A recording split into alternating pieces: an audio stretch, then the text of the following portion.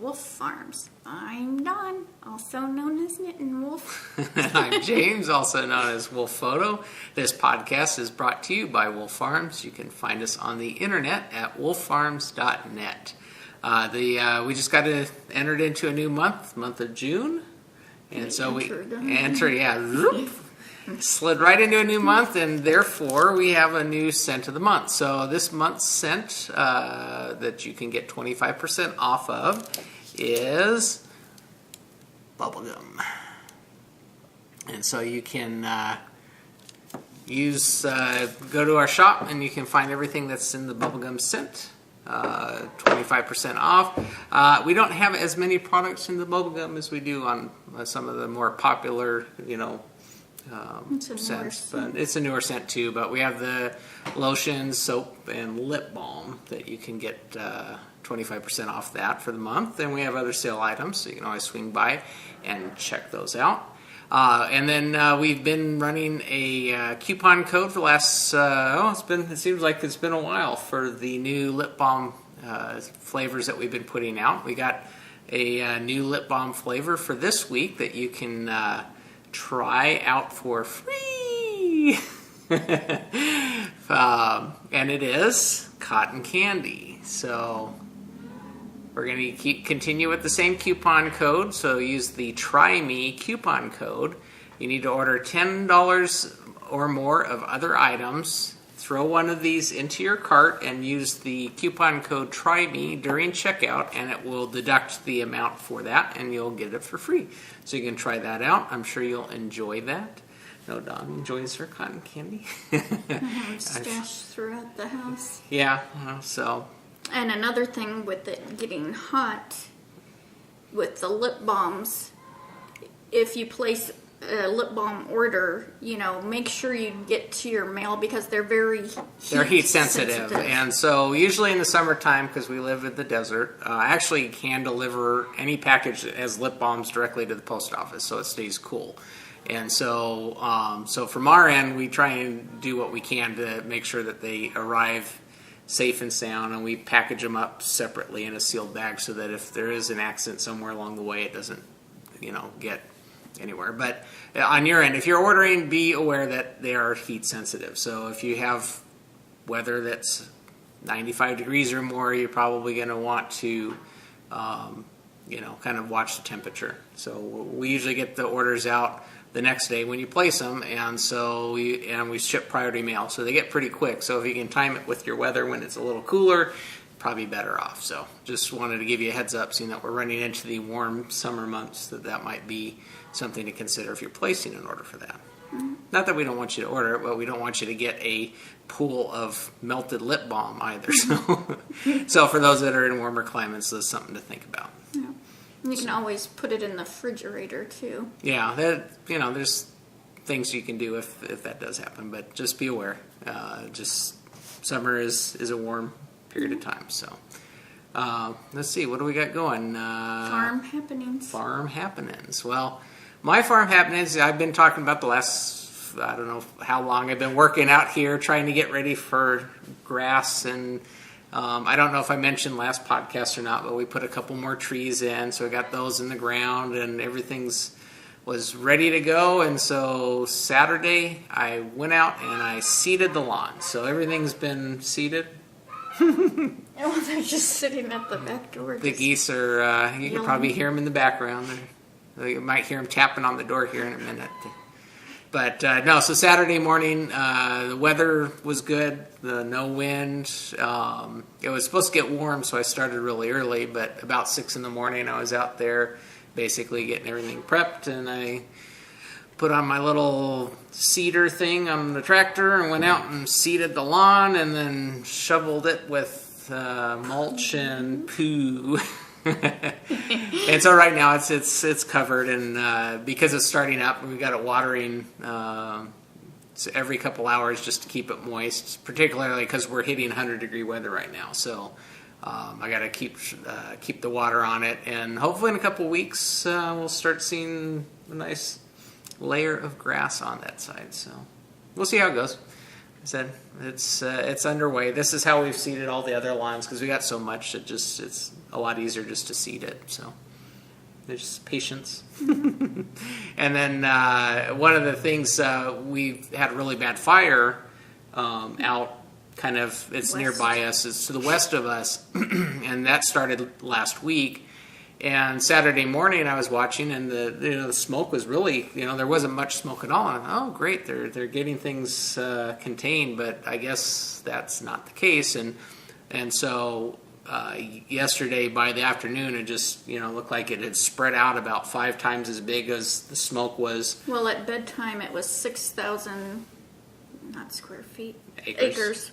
And this morning it's 20,000. So yeah, it's everything's dry out here. This has been a really dry year, and our fire seasons normally hits about September, October time frame, and we've had a number of large, fires out our way. So it's the governor's actually called for federal assistance. So yeah, there's supposed to be 8 DC-10s coming in. And yeah, so. there's a lot of it's near a lot of houses. They've evacuated some areas, but we're getting flooded with smoke.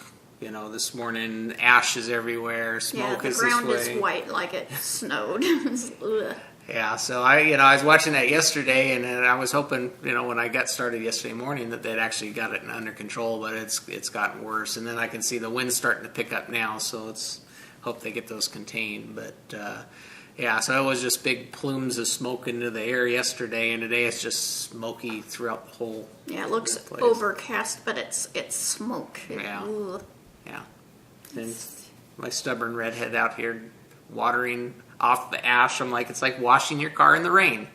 Wait till the rain stops, then you wash the car. You don't need to wash off the patio. The ducks and the geese are laying on it.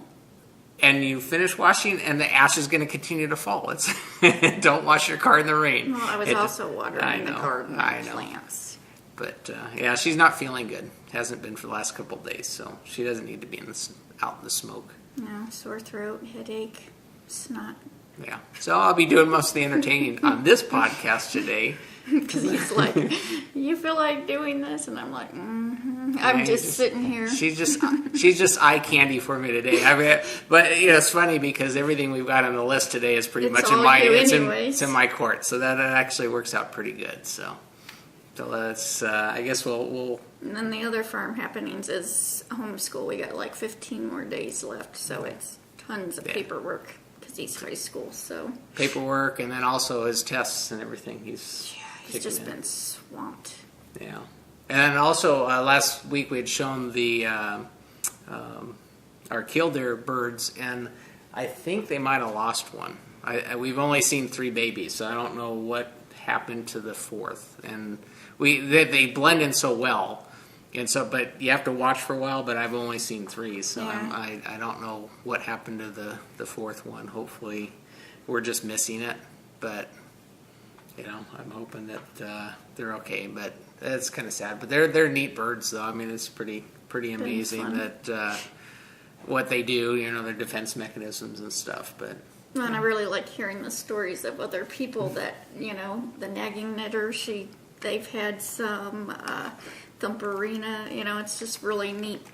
Yeah, they're beautiful birds, and then they got their trill. It's so distinct, and so. But anyway, so shall we go to the coop? No coop. Oh, what's cooking? What's cooking? Oh, forgot about that. This has been a lifesaver the past couple days. It's Pico de Gallo. Yeah, Pico de Gallo. We a couple weeks ago I was at the store and I thought, oh, okay, Pico de Gallo. I'm like, you just made it this week. Why are you going to have a couple weeks? No, I know. I'll let you talk. Yeah, let me. Went to the store and I bought some store-bought stuff, and we're sitting there because I actually make this, and it's been a while since I made it. But I thought, okay, it's nice. We'll get some chips and get some of the store-bought stuff, and it's like this isn't the same. It's lacking. So I went and when I went shopping last week, I got the stuff to make the Pico de Gallo. So I figured we'd put that on the What's Cooking, and I'll kind of give you my recipe. I alter it because of some of Dawn's food allergies and stuff, but you can kind of, and I'll try and give some measurements because I don't ever measure when I cook. I kind of taste as I go and kind of make sure that it gets dialed in. But do it Top Chef style. Yeah. Except not Russian. I take my time. No, so. yeah, I'm but like Russian. Russian. I get that G in there. But anyway, so when I was at the store, basically what you'll need is an onion. I like to use the red onions or the white onions for this. In either way, I like the flavor of the red onions. White onions look better. You know, they're more Pico de Gallo-ish, but you can do either one. Yellow onions have a different flavor. I don't usually use the yellow onions, so this particular round, they didn't have any red onions that looked decent, so I got white onion. So white onion, 2 different types of tomatoes. I get the tomatoes, if you're in the store, that are the vine ripened ones. They still have the vine on them and stuff. Those tend to taste better, and so I've got some of those as well as some... my mind just went blank. The tomatillos, or what are you looking at me like? Roma tomatoes. Oh, Yeah, I was trying to think of the name, and then I get some Roma tomatoes, and then you need to get some cilantro, some fresh cilantro, and basically lime. Thank you, a lime. Got to get at least lime one. And the coconut. And so basically, Screw them all up. distraction. I put it on my shield. So basically, you dice up the tomatoes and the onion. Jalapeno. Thank you. Got to get a couple. See, this is why I should write things down. I put 2 jalapeno. Get 2 jalapenos, 1 onion, probably about 5 or 6 tomatoes. I use more tomato than I do onion, and I only use half an onion because Dawn's allergic to onion. So I still put it in there for the flavor, but you can kind of navigate around and not get onions when she's scooping it up, and so it's not too bad. You don't have too many issues with it, but basically you dice up the onion and the tomatoes and you blend that all together. You get about a quarter to half a cup of cilantro that you chop up. You put that in. You get your 2 jalapenos and you dice those down. I usually do those really fine so that they blend in and you don't get a mouthful of jalapeno, because that'll clear your throat pretty quick. And I usually clean the seeds out. Some people leave the seeds in because it'll leave it spicier. And then cut the lime, and then I squeeze the lime juice into the blend. And so you're just basically putting all of this into a bowl. And then I add white pepper, I add salt, and I add garlic cloves. We crush the garlic cloves up, put that in there. And basically, I will season to taste. So you kind of have to play with it. So you mix your salt and your white pepper in there. And I think I might have put in some regular pepper too. And so you just basically will blend that together. And we actually like it the second day. If it sits for a while and then all the juices kind of blend together, and it actually it tastes a little better the second day than right out of the gate. It doesn't taste bad. It just tastes better, on the second day. And I know Dawn likes the juice that comes out for the tortillas and stuff. So that's basically what I do for Pico de Gallo. And I usually makes a big bowl, and that lasts about a week, if that. No, because then you got to have tacos. Yeah, taco. Yeah, we had tacos twice this week, and then the chips. Got to get a couple bags of chips because they won't last. But so that was the what's cooking. But that's good. It's good. Better than store bought. Let's put it that way. So yeah, that was my cooking adventure for the week. So. Yeah. So in the coop. So let's go to the coop. What do you got in your coop? In my coop is this is all I've knit this week. It's for our Bimalong, our ball with the Limit Crochet Podcast and Desert Vista Dye Works. This is the Trillion. And this is done in Desert Vista Dye Works Cherry Blossom colorway. Ooh, so here we got little. I think there's only 28 grams left, so I'm getting to the point where you I thought I could really finish it, but yeah. I did 16 inches on it. There's nice treble here. I've been cranking on this week. And it's bunched because the needle's small, so it's a lot wider.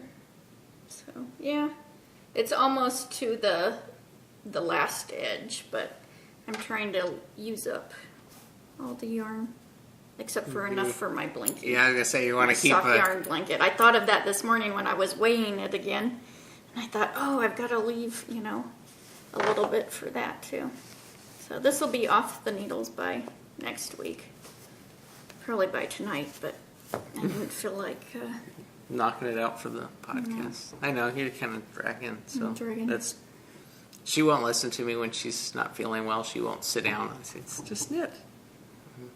Things to do. Redhead. So, what's in my coop? Well, I kind of issued myself a challenge last week to actually do some knitting. So, I'm working on the Hitchhiker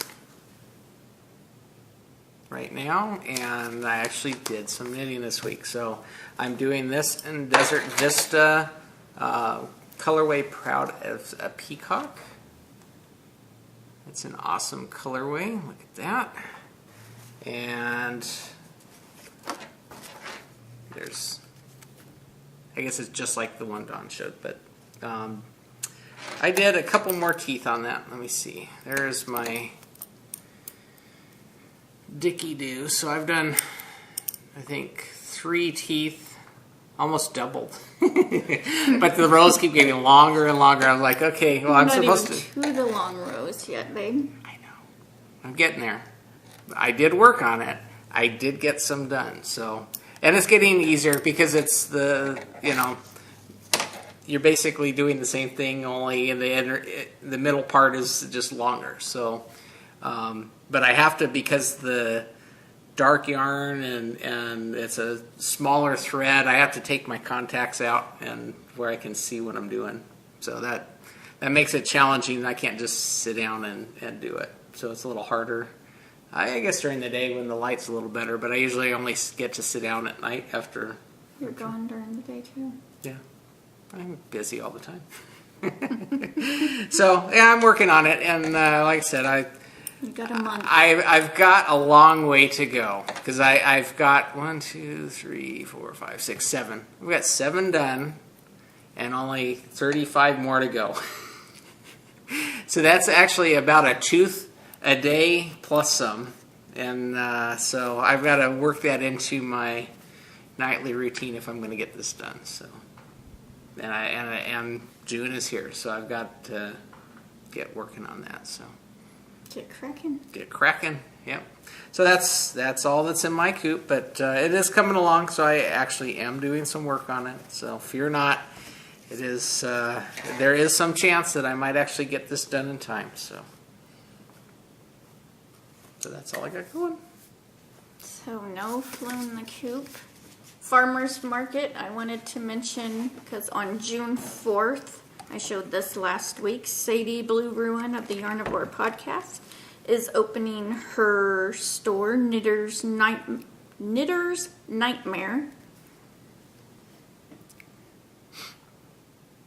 And here's her info on Etsy. She's gonna have yarns and fiber yarns. I always sound like I'm a pirate.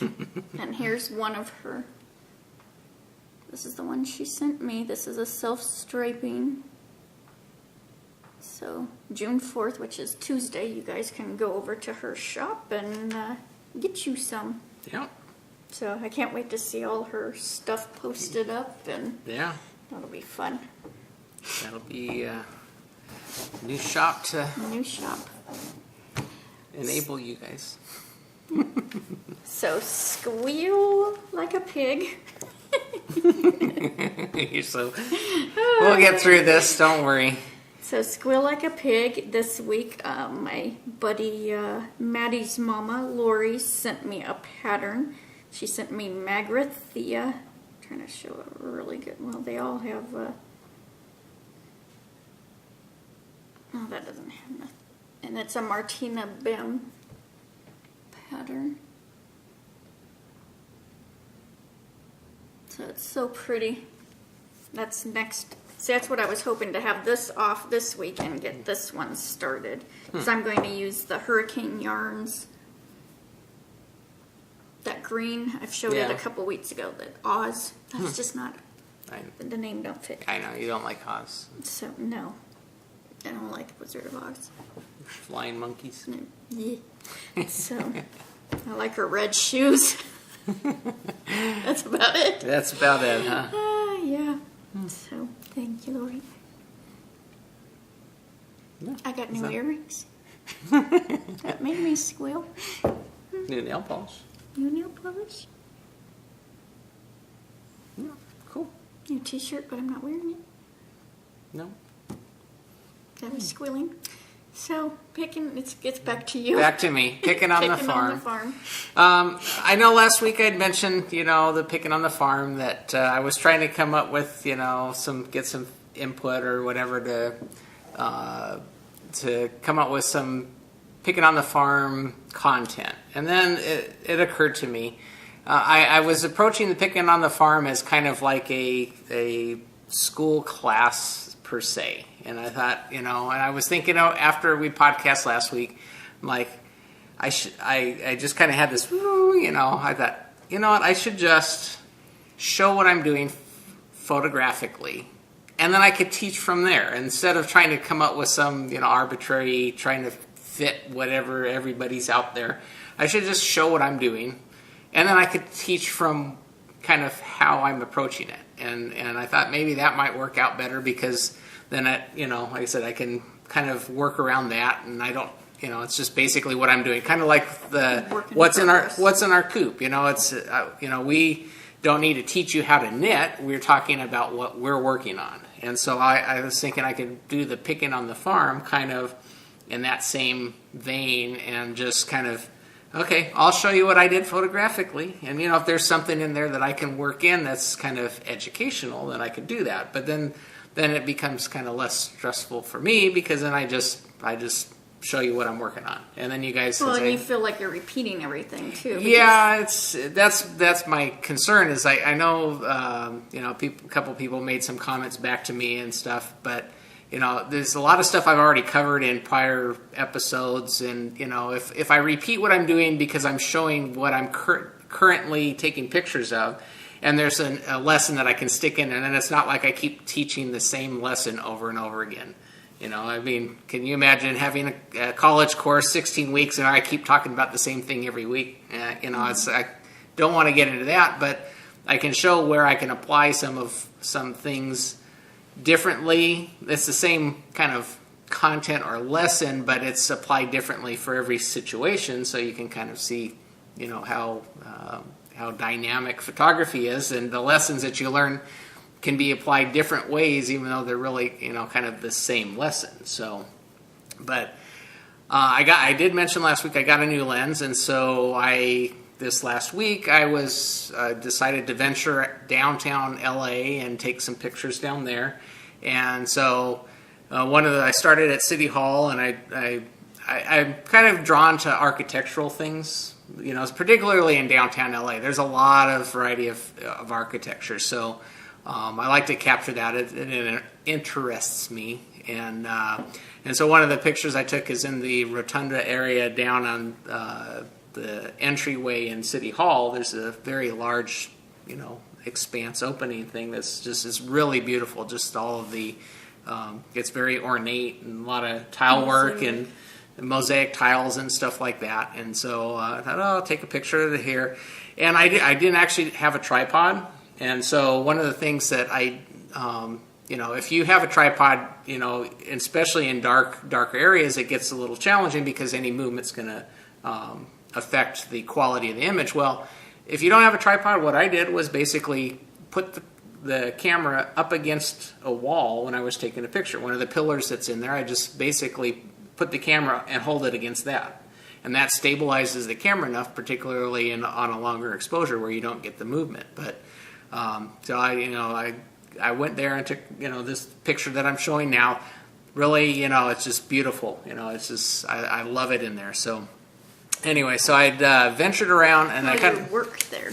Well, yeah, I worked down that way too. So good starting point. So But then there's a whole, like, several streets wide parkway that goes from like City Hall all the way up into like the music center in downtown LA. And then, and so I went ahead and walked up through there. They actually just completed this fairly recently, and I hadn't actually gone through that park ever because it's been under construction for a while, and they finally wrapped it up. So I thought, oh, I'll go up there. And so I ventured up that way and went, and I actually took a lot of pictures. I'm not going to show a lot of them, you know, I don't want to bore you guys, but I did go up all the way to the Disney, Walt Disney Music Hall, and that is an amazing building. Architecture again. I mean, just the way the design style and everything is just an amazing building. So I got some pictures I want to show you of that. Basically, I don't think there is a straight line in the whole building. I mean, the way it's designed, it's all like stainless steel sheets and everything like that, and it's an amazing building.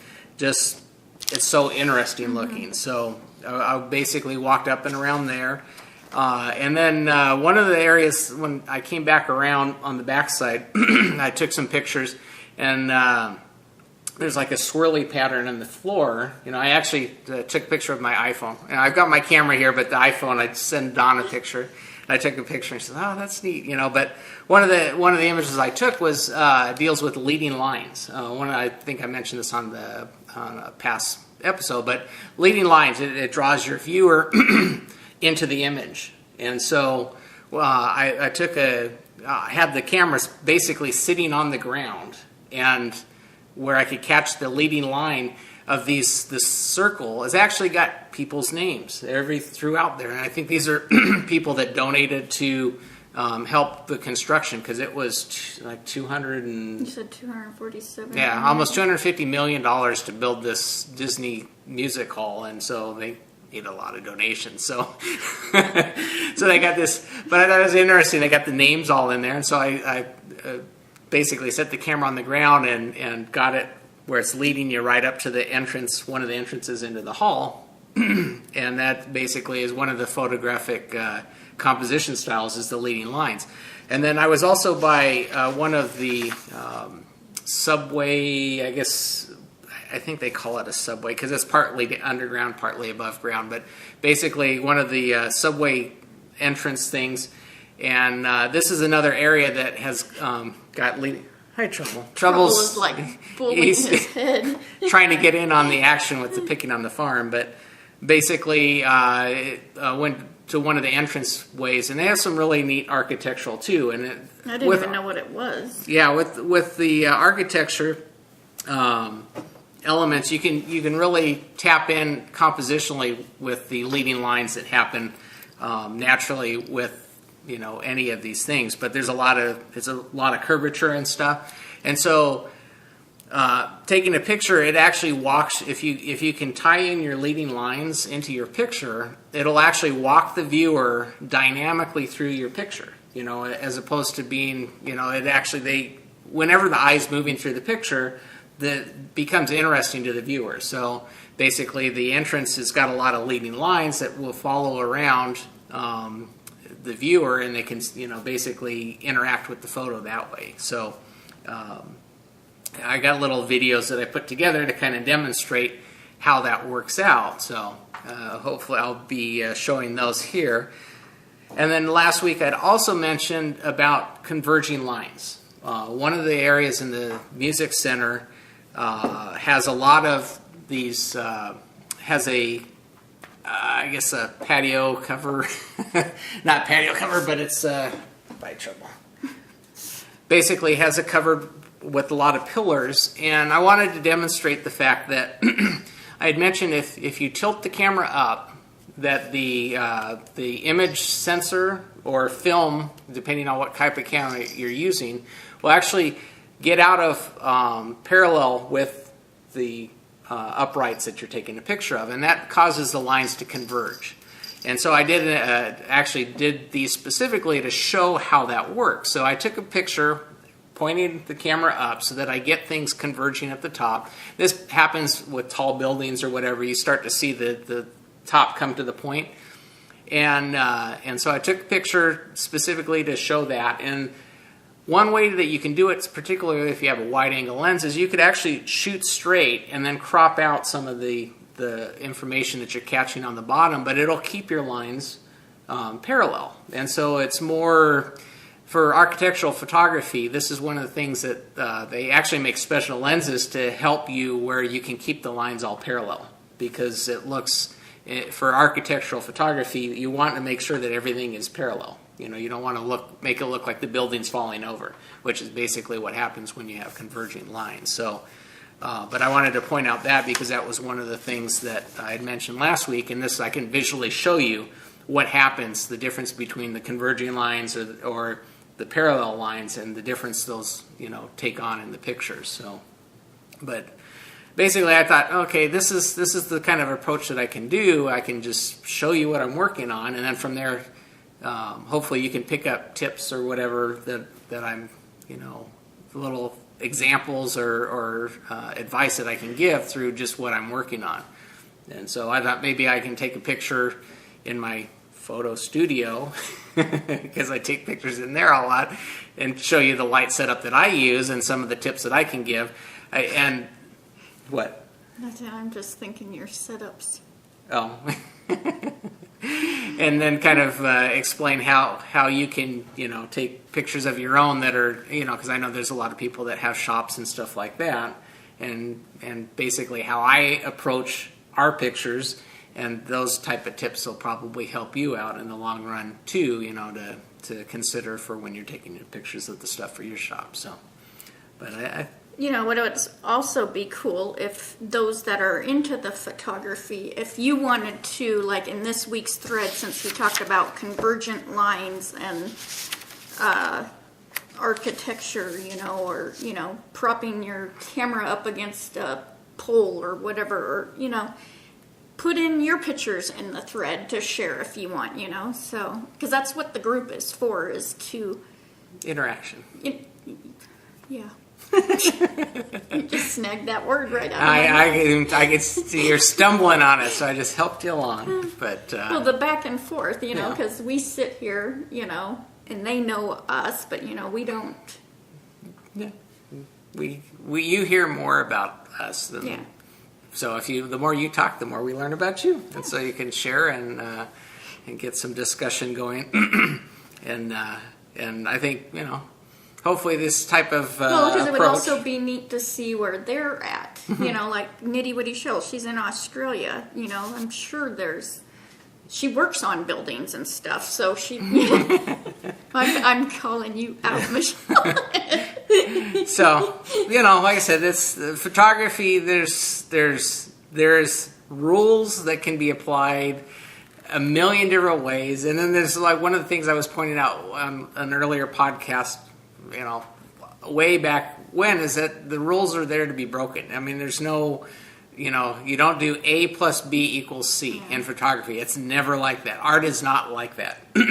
Everybody has their own approach, and sometimes rules don't work for every situation, so you sometimes have to break them. But, and I thought that might help out if I'm showing kind of what I'm doing and what approach I was taking or what I was thinking, and some of the stuff I'm seeing when I'm taking a picture and lining up, because I could show the same object 15 different ways and photograph 15 angles of view or compositions or stuff, and it looks completely different every time.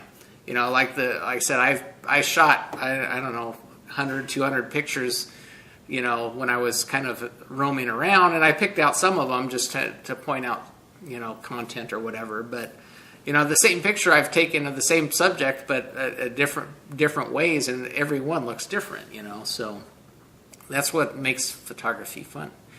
Well, and if it was a recipe like A plus B equals C, it'd be awfully boring. Yeah, that's why I don't measure. Me neither. Yeah, I know. Yeah, I know that is. So, anyways, but hopefully you can you'll learn something from my adventures, and then, like I said, you'll see what I'm working on, and hopefully that'll inspire you to go out and dust off your camera and go have some fun photographically, and capture the moment. So I'm flicking it back to you. So in the arena, watched a new podcast that I had to think, did I watch it or did I listen? Now I'm getting befuddled. Yeah. The Nagging Knitter podcast, and I had to watch it just because the name Nagging Knitter at first, because I thought that's just perfect. And she's the Nagging Knitter on Ravelry. She has a Ravelry group. Her name is Misty. She has 2 episodes. She's a new knitter, so you're getting that whole perspective of her learning, doing the hat and, the different blocking and how that, do you submerge it? Do you spray block it? Do you steam it? And so it's neat hearing her perspective of learning, Yeah. And she also makes stitch markers and jewelry and, was it lamp work? It's where she heats up the glass on it, I think. So it's really pretty. So go give her a watch. She's the naggingknitter.blogspot.com. And then our Summer of Stuffies, SOS, I got trouble hair on my lip. I keep feeling it. Started June 1st, and that's for June, July, and August. So any toy, whether it's knit, crochet, weave, sewn, however you want to make that toy, stick it in the thread. We have a chatter thread so you can discuss them, and then we also have the just picture, so when it comes to drawing for prizes, So, and if anybody wants to donate prizes for that, just get in contact with me. And Sounds like fun. Yeah. Playing with toys.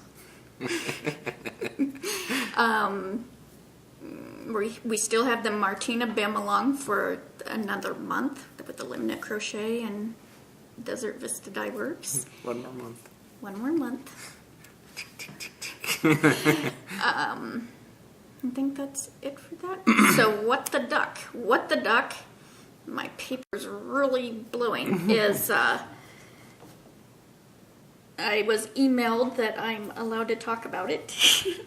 And this is going to be in August, which I don't know if we're going to have it August, September knit along. I haven't talked to Susan, and this is with Desert Vista Dye Works.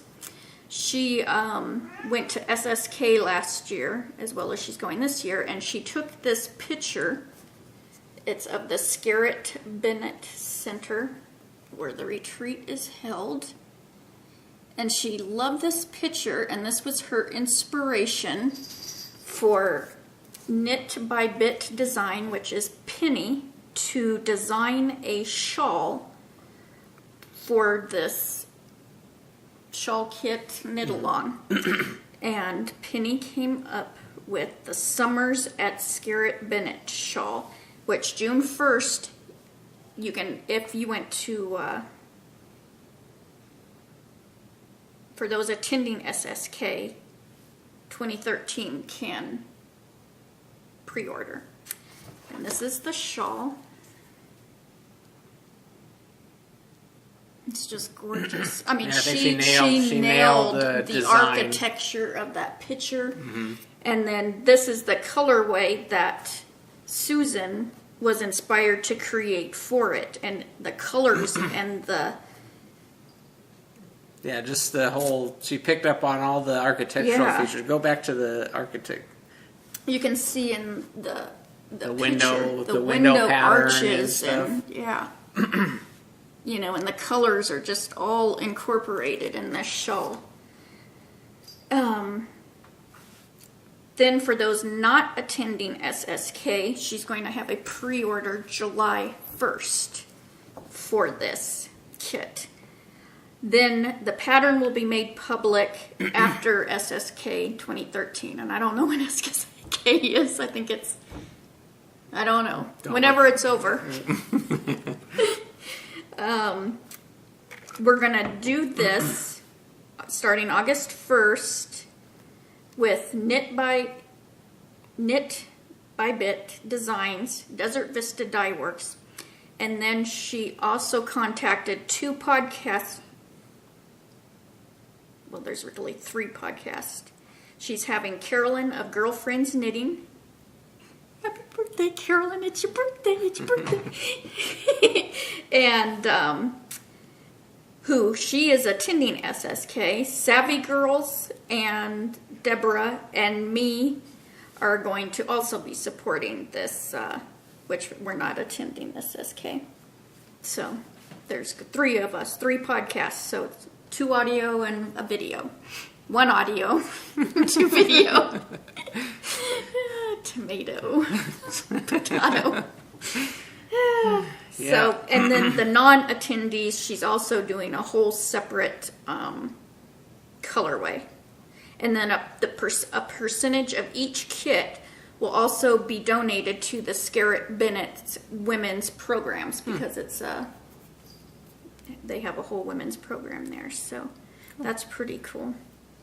So this is something upcoming. If you're attending SSK, you can go pre-order now, July 1st, for those not attending. So if you want to knit along with us in August, that'll be super duper fun. It's just gorgeous. I mean, for her to Penny is just amazing. How she just totally nailed this design. It's like, woo! She gets a woo! That sounded so convincing, didn't it? So, yep. Cool. Yep. She did really good with the pattern and then the colorway too. It matches that picture to a T. So. And the kits are 55. Yeah, 55. I'm seeing if I screwed up, and it's 525 yards of fingering weight. That's going to be one big old honkin' shawl. I hadn't read all this. I didn't know she had all this here. And $5 from every kit will be donated to the Scarrett Bennett charity. Awesome. So, okay. So Desert Vista on Artfire. She's linked every week. Anyways, through our show notes. So looking forward to that. Round up. We have winners. I know. That's where it's... Oh, okay. I'm following along. We had our Hatchin It May end. And I drew the winners for that. And the first...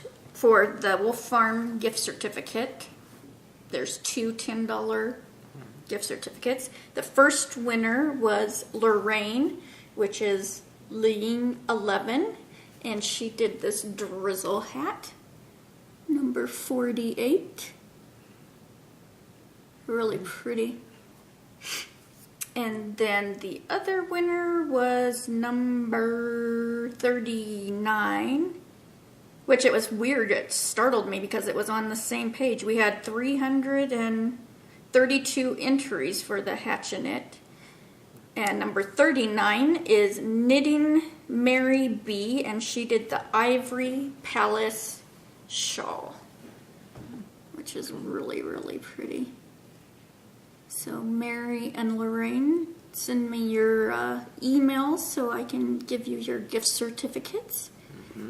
And then for our sheep dreamery, because Kelly's been so gracious and donated a skein of yarn each month for the Hatchin It. The Hatchin It May winner is Crazy Knitting Fool. Boy, her name is like really big right now. And that was number 140, and she did a teacher gift set.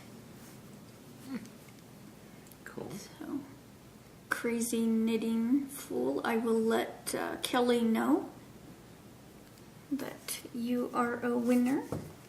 So, do you want her to get in touch with us so we can... Yeah, get in touch with me so I know that Yeah. she hears it on the podcast, and I will also let Kelly know. Yeah. And you can go pick a skein out of her shop at Sheep Dreamery on Etsy. And let me refresh the page in case she's done some updating. And so Sheep Dreamery has some really Lots of good pretty yarns. colors. So, yahoo, you guys. Yahoo. Congratulations. Oh, we're almost done here. We'll get things wrapped up where you can Yeah.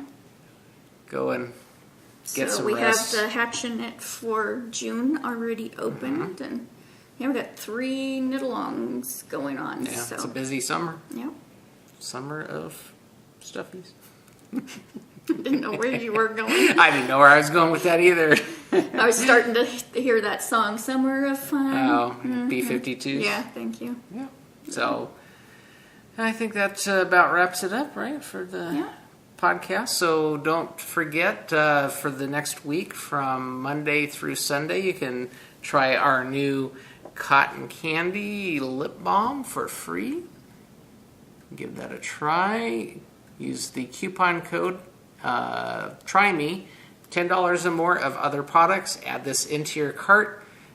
Put the coupon code Try Me in during checkout, and it'll deduct that from your order total. And I'm sure you'll enjoy that. So you got 1 week to try it for free, and then also you can also request a video podcast button, which I do not have on the table right now. I need to I make know. one.